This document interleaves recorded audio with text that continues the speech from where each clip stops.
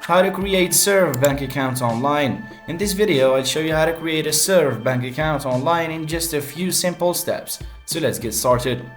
Open your browser and go to the Serve website. You can find it at www.serve.com with an E at the end. On the homepage, you'll see an option to sign up or get started and click on it to begin creating your account. You'll be prompted to fill out your personal details, including your full name, address, date of birth, and email address. Choose a strong password for your account and make sure it's unique and easy to remember but hard to guess.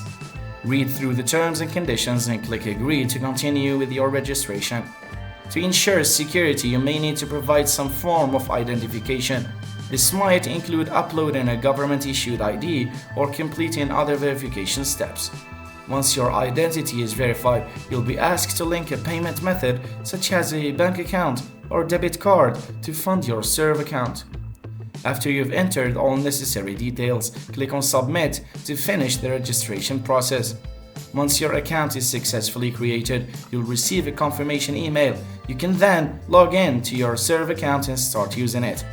And that's it. You've successfully created your Serve bank account online. Now you can easily manage your finances with just a few clicks. Thanks for watching.